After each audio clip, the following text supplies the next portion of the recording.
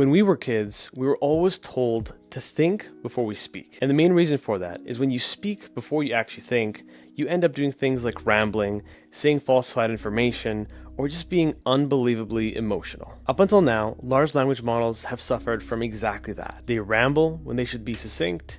They come up with information that's not true because it's just trying to satisfy an answer.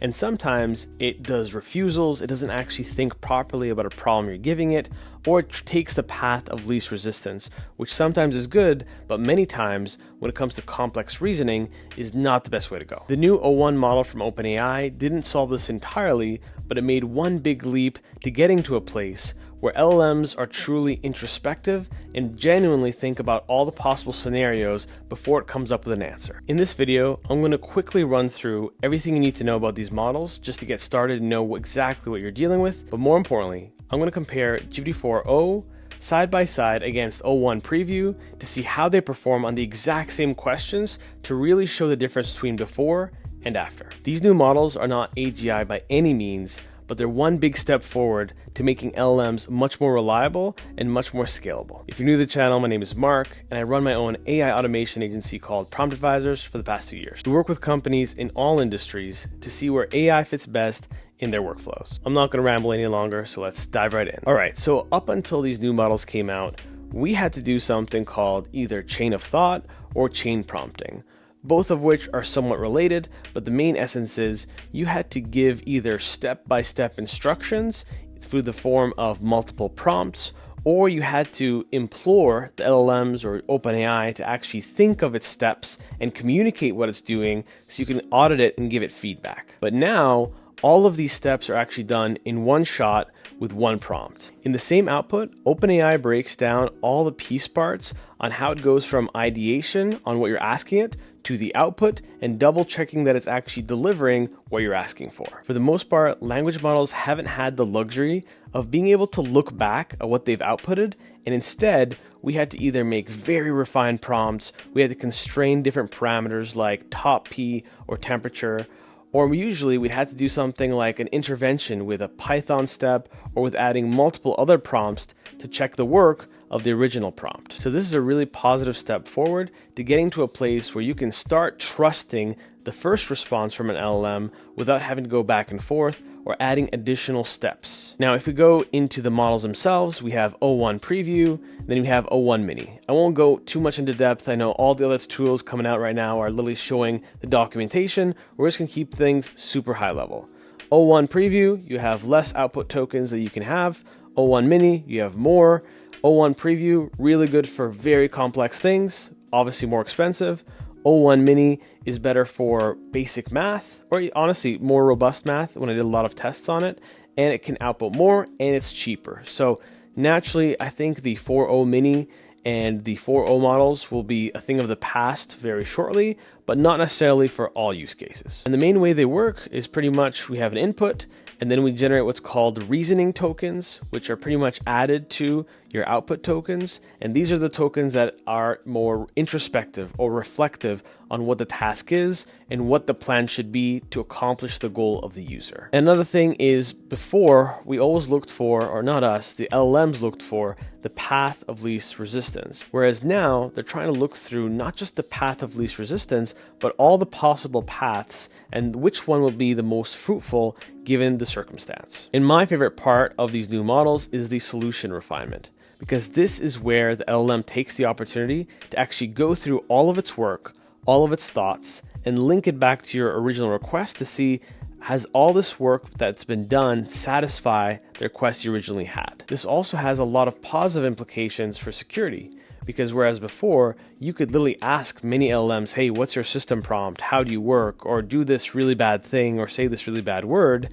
Now when it's actually coming up with that response, it has a second or a few seconds in many cases to go through and check, is this really the response that I want to output? Is this really appropriate? Does this fit within the realm of possibilities that I should be shooting for? Which is really good because a lot of folks who have chat agents or any form of free-form text where they're letting users ask whatever they want aren't taking security into account. So this adds one more layer naturally by using these types of LLMs. Now overall, prompting this model is very different from how you would have prompted every other model in the past. In terms of how to prompt it, you have to forget a few of the principles we've always been used to seeing up until now because they don't necessarily apply since this AI can quote unquote think for itself. One of those things is to be very simple and direct in your prompts. No longer, at least in this case, would a 4 or 5 page prompt be as good necessarily as a half a page prompt that's just very precise and surgical. Also, before we had to tell the AI how to think through something, and now we have to move into a mindset where we're telling it, hey, this is the goal and this is kind of the information you need to get to that goal from my end, you figure it out. And this is a hard mindset shift because we've been used to having to have a wild dragon flying and we have to bring it in and cage it with a very robust prompt and a series of markdown and a series of restrictions to get it to do what we want. But now we have to learn to let go of this dragon because it does have a mind of its own that's a bit more mature and a bit more reined in than before. Now, the next thing is using delimiters for clarity. Now, luckily, if you've been watching this channel and all my videos about meta prompting, we always focus on Markdown and things like Markdown, XML, if you're familiar, or any form of delineations using punctuation of different sections of your prompt will help it organize better. So if you're used to this hygiene from this channel, these will help you especially with these new models. And overall, if you haven't gotten it already, less is more. And in terms of limitations overall, some things to know about this model as it's in pretty much, I would say, alpha today, is it has no web browsing. It will probably get Search GPT later on. There's no image generation or image supported as an input, which I found to be a bit of a buzzkill because I was excited to start putting stock charts in there and seeing how it starts to analyze those and look at patterns, but we'll have to wait for that. And if you're implementing OpenAI on the back end, there's no function calling or streaming. So those also are super important because you can imagine if you're doing something like function calling, which is basically calling different APIs as a part of one model or one assistant, that becomes very powerful and you maybe have less hallucination and error there. So a lot of these things are really where we're going to see this shine and flourish, and I'm going to definitely have to record a separate video once these functionalities are enabled. Now, with that said, we'll jump into GPT and we'll do that side-by-side comparison that I promised to quickly see what is the difference between the before and after. All right, so to start out, I asked Perplexity, what are some really tricky questions that LLMs have failed in the past? And one of them was this one, which is, in which year was David Beckham's wife born? And apparently the issue was either sometimes it would try to say the year that David Beckham was born instead of his wife, or it would give the day and year instead of the exact year, because you're just asking for year. So in this case, GPT-4o gets the date right, but it says the date and year. Technically, we just said in which year. So it's giving us more than we've actually asked for, not in a good way, but it's probably covering its bases by giving the whole answer. When it comes to the O1 preview, it's actually very precise and says it was born in the year of 1974. And this seems like a very basic example, but the ability to be precise in its output is very impactful, especially when it comes to having outputs where it gives a lot more than it needs to, or it overthinks an output that can be very simple. All right, so if we ask another question, more of a statistics question, how many cars were sold in the US in 2022? For GPT-4o, it says in 2022, approximately 13.9 cars were sold in the US. This figure marked a decline in previous years. So it's just kind of blurting out a number with nothing else. In this case, it tells us it thought for 5 seconds. And if we reveal this, we'll see that it gathered some data. It acknowledged that it only had data until October of 2023. And then it even says where it got that source from. So reliable sources like NADA are suggested for accuracy. And it gave an estimate of 13.7 million. And it actually tried to ground the response that it gave. Now, it's not exact, which is why I'm saying we're not 100% way there yet. But we can see this is a much more thoughtful response than the one here that is much more confident with bravado, but not much substance to actually support it. And then when I ask about 2023, in this case, GPT-4o cheats by using Browse with Bing, whereas O1 Preview goes into a very detailed breakdown, going through not just constraints, observations, but also thinking about how it can create an accurate projection to my answer. And most importantly, which I love, is it's finally starting to be humble. It says, as of my knowledge cutoff in 2023, the full year data is not yet available. However, early indications suggest that the automotive market is experiencing a rebound compared to 2022. And then at the bottom again, it says to recommend to look at these as actual sources.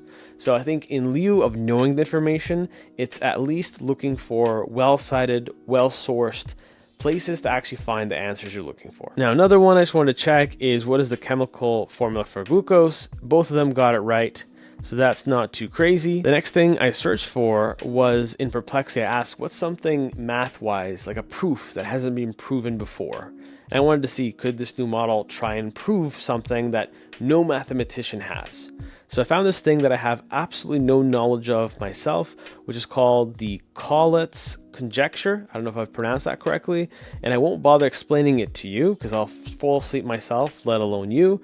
But pretty much it's super complicated and no one's ever solved it. In GPT-4o's case, it just raises the white flag and again just says how you could think about solving it potentially, but doesn't give it a shot.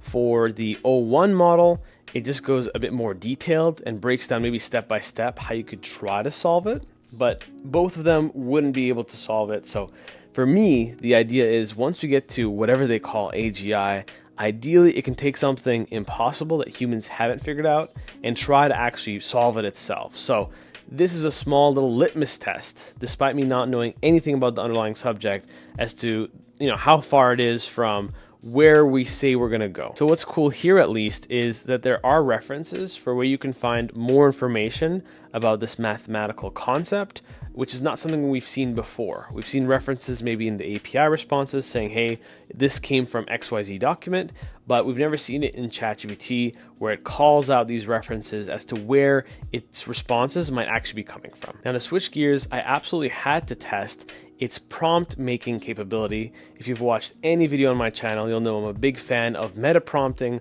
which is pretty much getting an AI to write a prompt for itself. So I asked it something very basic, which is act as a prompt engineer, write detailed prompts and output them in Markdown in a code block. And in this case, I told it specifically, write a sophisticated prompt that will write exquisite SEO blogs. So if we compare them side by side, they have similar structures. A GPT-4o model is much more beefy on the instructions and has an example output, where O1 goes much more into how it should plan the actual blog in terms of guidelines, content quality guidelines. So I would say it has a higher bar for the quality versus 4o. And as you go down, it creates an example outline, some final notes, and there's one small nuance difference from 4o to O1. In 4o, it says use this prompt to guide your writing, ensuring that each section is optimized for SEO, while the O1 model says proceed to write the blog post following the guidelines above, ensure that the content is engaging, informative, and optimized for the reader and search engines.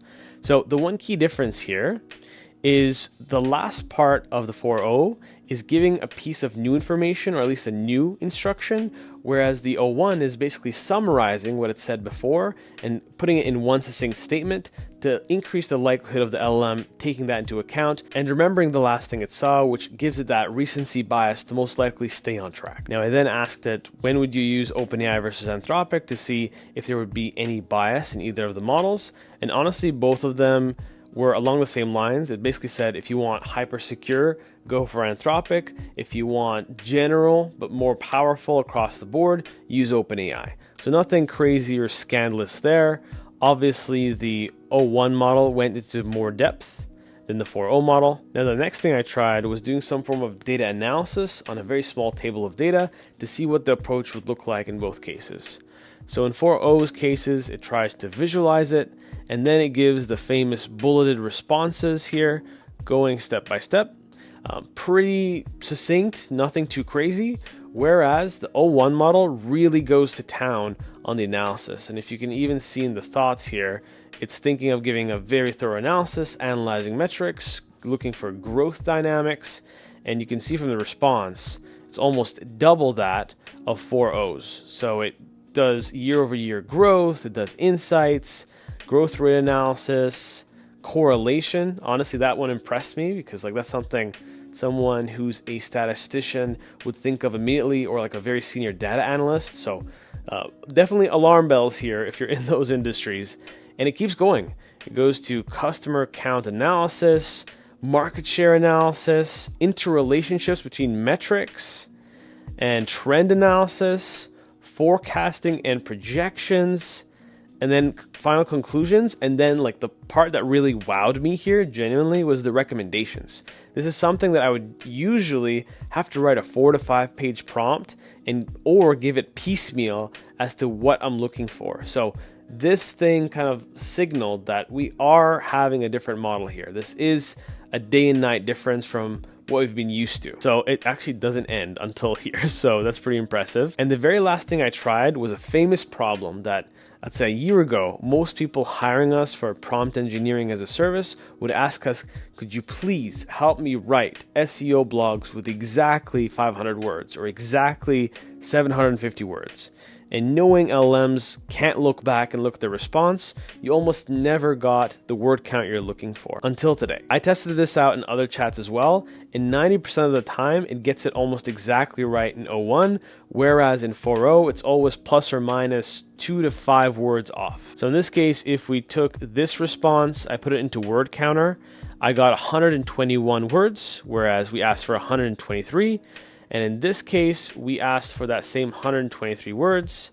If we go to word counter, it was actually 124 because it put AI in brackets to denote it. But I didn't count that because I think that it didn't consider it to be an extra word. But again, this hyper small nuance is the difference between very smart and whatever they call AGI. Because something that is ultimately smart would know that putting the AI in brackets is still technically counted as a word in a word counter. Now, maybe it's so meta and so smart that it's like, oh, I know I know that, so I will disregard it. But we won't know that until the future. But overall, this was the side-by-side comparison. And what I wanted to do next is I was given early access to the developer side. So I wanted to test out a few things that I was super eager to try. All right, so we're going to jump into Google Colab. And I have a link in the description below if you want to be able to access this workbook just to get started and know how to actually call the syntax properly. Now, you'll know if you have access if you got an email last night. It's for primarily developer accounts that are tier 5, which pretty much just means you spent X amount on the platform and you have X amount of tenure on the platform. Now, in terms of calling it, there's nothing that's wildly different from before. If we go to standard prompt here and we go to O1 preview, it looks pretty much the same, client.chat.completions.create. All you're doing here is instead of saying GPT-4o, you're saying O1 preview. And if you want it to be able to maximize the token usage, you would just say like max tokens equal to 32,000 if it's O1 preview. And then for mini, it'd be 64,000. In this case, I said, write Python to build an AI SaaS application that will allow someone to write real estate assets. And all I wanted to see, honestly, was just that it had that chain of thought or that reflection on the back end that it has on the front end. So here it says, here's a step-by-step guide to building this application in Python. And it goes down through all the prerequisites, everything you should do. And then it starts actually writing the code and it breaks it out in steps, which is not something we're not used to. But as we saw before, it's just much more detailed than GPT-4o would be. I asked the exact same thing to Mini, and it was along the same lines. And I would say it's also along the same output size. And when I audited the actual code, it was pretty much spot on in terms of how to actually implement it. So O1 Mini is also going to be very potent. I would say it's probably more potent than the GPT-4o model in many cases. Now, one thing I was super eager to see, because when I saw the possible output tokens, which are again a proxy for number of words, was either 32,000 or 64,000, I asked myself, is this the moment that you can finally write an entire book end to end using AI for, let's say, 100 to 120 pages? And unfortunately, the answer was no. So when I asked it simply, write a 100-page book on Sam Altman, and I put max completion tokens to 32,000, I ended up getting something that is definitely not 120 pages. And then when I ran the exact same experiment using O1 Mini, we got, again, something well below 120 pages. I don't even know if this would fit one page in general. So on the output side, I'm super eager to get to the point where if you're willing to pay the money, you can have tons of output without the AI constantly making it more succinct against your will. All right, so that's all I had time to actually test and dig into now. I'm going to probably spend most of this weekend digging into different use cases to see what other applications are out there now that these models exist. If you love content like this, like and sub the channel, and I'll see you guys in the next one.